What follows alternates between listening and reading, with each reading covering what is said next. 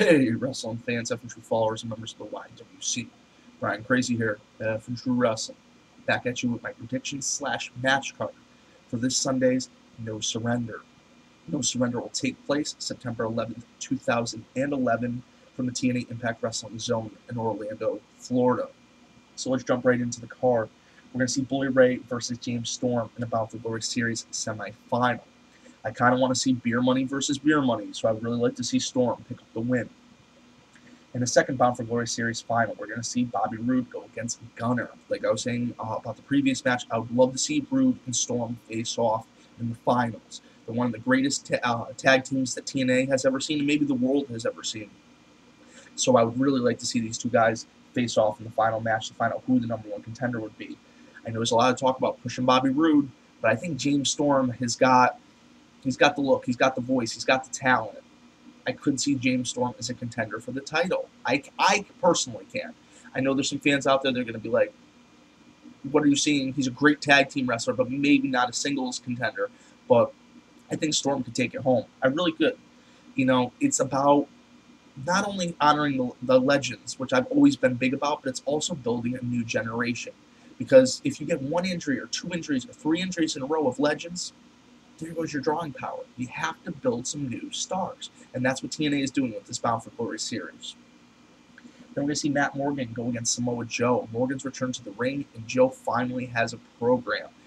Fantastic. I like how they've had Joe come out and take out every member of the Bound for Glory series, and now Morgan is back and pretty much more vicious than ever. So I really like how this is going to play out. Can't wait to see who's going to win. I like Joe.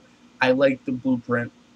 You know, he is a Connecticut guy. I'm from Connecticut. So, you know, you always pull for the native, but I do like Joe. I'm not going to lie. So it could go either way. Can't wait to see what happens. Then we're going to see Kendrick defend his X Division Championship against Austin Aries. Austin Aries has been very cocky, and he's been backing it up with his wrestling ability. Kendrick, great wrestler, finally got the X Division title. I like them both for different reasons. So, yet again, it's a crapshoot. Like the first matches, I wanted James Storm and Robert Roode to win. This match kind of falls in the middle. I like Aries' cockiness, but I like Kendrick's, centered spiritual personality as well. I think they play off each other very well, and I actually would like to see this feud continue. Does that mean the belt changes hands? Does it mean that we go for a match again in a month? But there is a #1 contenders match for the X Division title, so that would push one of these guys out of the picture, except for a rematch clause.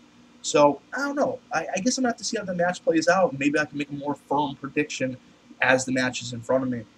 Then we're going to see for the TNA Tag Team Championships, we're going to see Mexican America, who is Hernandez and Anarquia, go against Devon and D'Angelo Dinero, the Pope. I like D'Angelo Dinero's team. They started off at a rocky start with Dinero trying to, make friends with Devon's kids, which, he's shown no reason other than he was being sincere. But if you remember the things a couple months back with the Pope and Joe and how he was a charlatan and this, that, and the other, I'm sure Devon, Pope's general personality, I'm sure Devon had some, room to question. But I'd love to see these guys pick up the win. Devon would be a 24-time tag team champion. But in the same rate, Mexican America has been doing so well. Their group really has gotten a good push. With the introduction of the AAA promotion and Jeff Jarrett winning the title, and it's really boosting these guys. And to keep that momentum going, it might mean leaving the straps on them. So let's see what happens. Then we're going to have Mickie James go against Winter. I would like to see Mickie retain. It's not that Winter wouldn't take the title and run with it, because I know she would. But I met Mickie James in person. She was very nice. I shouldn't let that influence my opinion on the show. But whatever have you, I like her ability. I like her style. I like the way she cuts promos. And like I said, she was a great person to meet in person. So I'm going for Mickie James. Then we're going to see Kid Cash go against Jesse Sorensen to find out who the new #1 contender for the X Division title will be. I like Sorensen. I like that he's a breakout star. But I like Cash. Cash is the veteran who's been doing this for years. And I used to not be so fond on Kid Cash, but I like the new look. I like the new attitude. And I like what he's doing in the ring. So I'm kind of curious how this is going to turn out. And then for our final match of the night, it was turned into a three-way dance on this Thursday's episode of Impact Wrestling.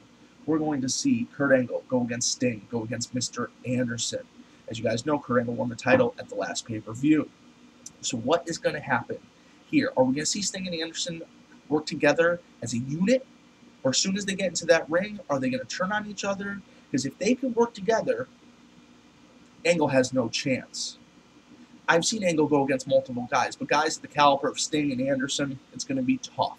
I would love to see Kurt retain. Even though he's a heel, he's still one of my favorite wrestlers of all time. Stinger, another favorite. Anderson, newer guy. You know, he's only been around for 4 or 5 years, but I got to say, I got an Anderson's asshole shirt, man, so it tells you who I like. You know what I'm saying? So all the guys are great talent. If I really had to pick one, I would love to see Angle retain. Don't get me wrong.